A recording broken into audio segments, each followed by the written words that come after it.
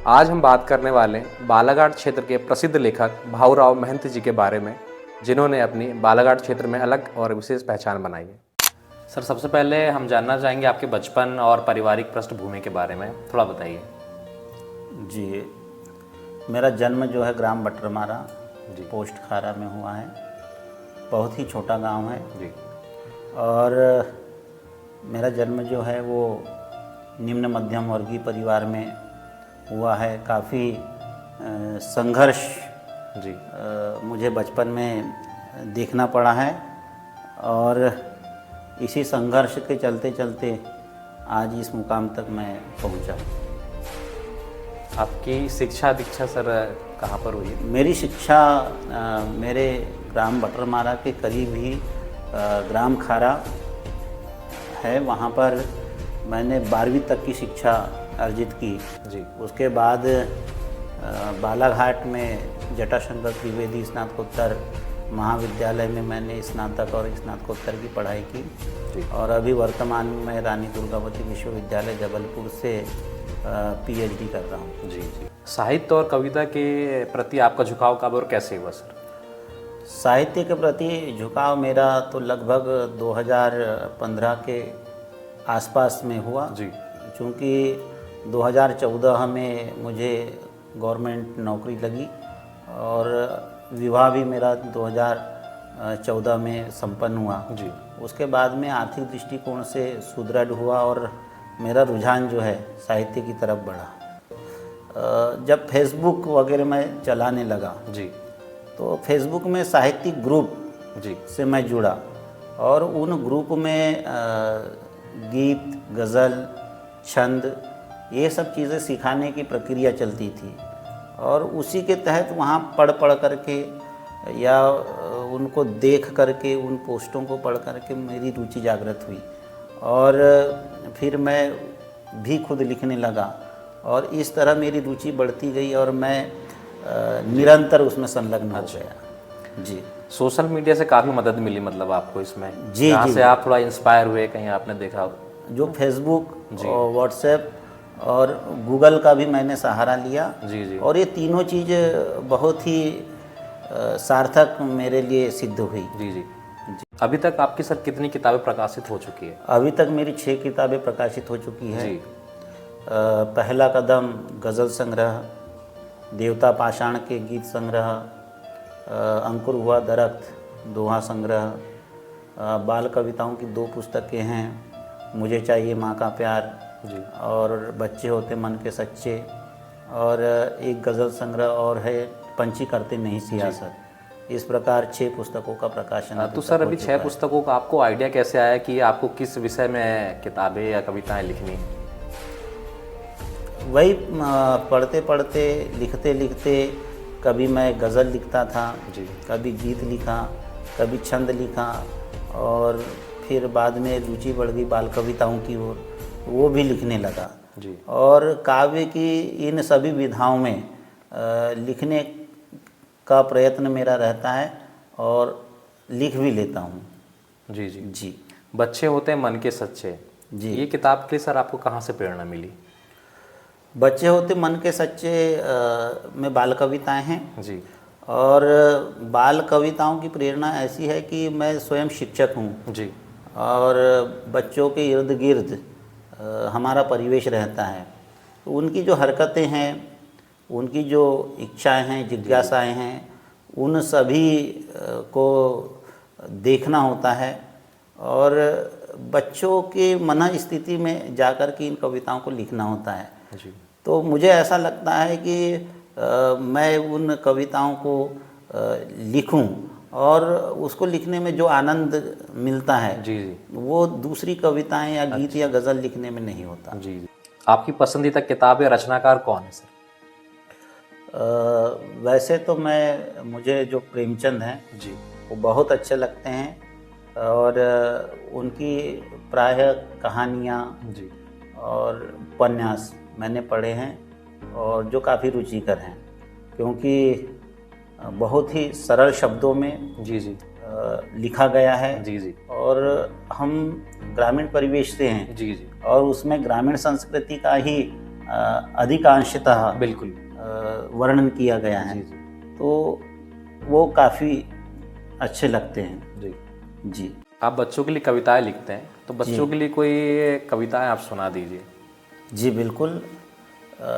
एक कविता है जी जिसमें जो बच्चे होते हैं वो दूध पीने के लिए ना-नुकुर करते हैं। जी तो मैंने देखा कि दूध पीना क्यों अच्छा है, जी तो इस मानसिकता को लेते हुए एक छोटी सी कविता दूध के महत्व पर मैं बच्चों के लिए सुना रहा जी हूँ। जी दादी बोली दादाजी से हमने जीवन खूब जिया है, इसका कारण केवल इतना हमने ज़्यादा दूध पिया है, लेकिन अब के बच्चे देखो ज़्यादा दूध नहीं पीते हैं, इसीलिए तो हम जैसे वे उम्र नहीं लंबी जीते हैं। बिल्कुल जी सही। आप सर कौन कौन सी विधा में लिखते हैं और कौन कौन सी विधाएं आपको अच्छी लगती हैं? जी मैं काव्य की जो बहुत सारी विधाएं हैं, जैसे जी। गज़ल, जी गीत, जी छंद में दोहा छंद, जी जी और बाल कविताएं, जी जी। ये लिखता हूँ। मुक्तक भी लिखता हूँ। अच्छा जी तो इन सारी विधाओं में मैं अपनी रचनाएं करता हूँ। जी और सबसे अच्छा मुझे जो लिखना होता है वो बाल कविताएं ज़्यादा पसंद है। जी जो शिल्प गति ही होती है जी उसमें भी छंद का पूरा ध्यान रखना होता है जी जी और मात्राओं का ध्यान रखना होता है। बिल्कुल। जो लोग लेखन के क्षेत्र में आना चाहते हैं उन्हें आप क्या सलाह देंगे सर? जो लोग लेखन के क्षेत्र में आना चाहते हाँ, अपने हैं, करियर बनाना चाहते हैं या जो ऑलरेडी कर रहे हैं, जिन्होंने जी, शुरुआत कर दी है। उनके लिए मेरी यही सलाह है जी कि लेखन करने से पहले जी वो साहित्य को पढ़ें जी और खूब पढ़ें। जब तक वो साहित्य नहीं पढ़ेंगे या पढ़ने की ललक उनमें नहीं होगी, जी जी तब तक वो कुछ अच्छा नहीं लिख पाएंगे। जी क्योंकि साहित्य में इतना सारा कुछ लिखा जा चुका है कि नया कुछ करने के लिए पुराने को पहले खंगालना होगा। जी जी और आजकल देखा जा रहा है कि युवा जो हैं जी जी वो ज़्यादातर फेसबुक, व्हाट्सएप, इंस्टाग्राम में जी। संलग्न है। किताबें जी। पढ़ना उन्हें बिल्कुल पसंद नहीं है। बिल्कुल। तो सबसे पहले वो तो साहित्यिक किताबें पढ़े, जी जी उसके बाद उनको लेखन के लिए अपने आप उनमें प्रेरणा जागेगी कि हमको लिखना चाहिए। बिल्कुल। सोशल मीडिया का ज़माना आज के टाइम पे हिंदी साहित्य जैसी चीज़ों के लिए लोगों को कैसे प्रेरित करें? हाँ, सोशल मीडिया बहुत अच्छी चीज़ है। जी और जैसा कि मैंने शुरुआत में कहा था कि मैं जो छंद या जो गीत का विधान है, जी, जी। गज़लों का विधान जी, है, जी। ये सब सीखा हूँ तो जी, किसी व्यक्ति के द्वारा मैं ये नहीं सीखा हूँ। जी जी तो जो ये चीज़ें हैं जी, जी। बहुत अच्छी चीज़ें हैं। होता यह है कि हम उनमें जो गलत चीज़ें आती है जी जी उसको ज़्यादातर हम फॉलो जी, करते हैं, जी, जी। और जो अच्छी चीज़ें होती है उनको नहीं करते जी, हैं। जी। तो उसमें जो अच्छाइयाँ हैं जी, उनको हम ग्रहण करें, बिल्कुल। तो हम बहुत कुछ अच्छा सीख सकते हैं। जी, जी। और आजकल जो हिंदी की कविताएं हैं, जी, जी। सारी विधाएं हैं, जो जानकारी हैं, जी, जी। वो इंटरनेट के माध्यम से हम खोज करके जी, जी। पढ़ सकते हैं बिल्कुल। और उसको आत्मसात भी कर सकते हैं। जी, जी। तो हिंदी के प्रचार प्रसार में भी एक बहुत अच्छा माध्यम बिल्कुल, है। बिल्कुल। जी 30 से ज़्यादा सम्मान आपको सर प्राप्त हो चुके हैं। लगभग कितना समय आपको लग गया यहाँ पर पहुँचने के लिए? लगभग 2015 से मैंने लेखन कार्य शुरू किया है। जी। तो इन कुछ 9-10 वर्षों के बीच में जी। ये सारे सम्मान प्राप्त हुए हैं। जी। और काफ़ी लेखन में मैंने रुचि लेकर के ये सब कार्य किया है। बिल्कुल, बिल्कुल। आप कविताओं के माध्यम से लोगों को क्या प्रेरणा देना चाहते हैं सर? जो मेरी कविताएं हैं जी। वो कविताएं समसामयिक स्तर पर हैं। जी। सामाजिक परिवेश पर, पारिवारिक, जी। नारी विमर्श, इन पर मेरी रचनाएं हैं। जी। तो मैं अपनी कविताओं के माध्यम से समाज को यही अच्छाई की ओर प्रेरित करने के लिए और यहाँ की जो विद्रूपताएं हैं, जो विसंगतियाँ हैं, उनके बारे में समाज को एक आईना दिखाने की कोशिश जी। मेरी रहती है। बिल्कुल। थोड़ा सर दैनिक दिनचर्या के बारे में भी बताइए कि इतनी सारी रचनात्मक किताबें और इतनी सारी चीज़ों के होने के बावजूद भी आप अपने आप को कैसे पॉजिटिव रखते हैं? दैनिक दिनचर्या के बारे में तो यही कहूँगा कि एक मेरा समय चक्र है जी उसमें मैं सुबह 5:30-6 बजे तक उठ जाता हूँ जी और उठने के बाद में जो दैनिक क्रियाएं हैं वही करता हूँ। और जो समय मिल जाता है जी नौकरी के बाद या घर की जिम्मेदारियों के पश्चात जी तो उसमें मैं लेखन कार्य कर लेता हूँ, जी पढ़ लेता हूँ।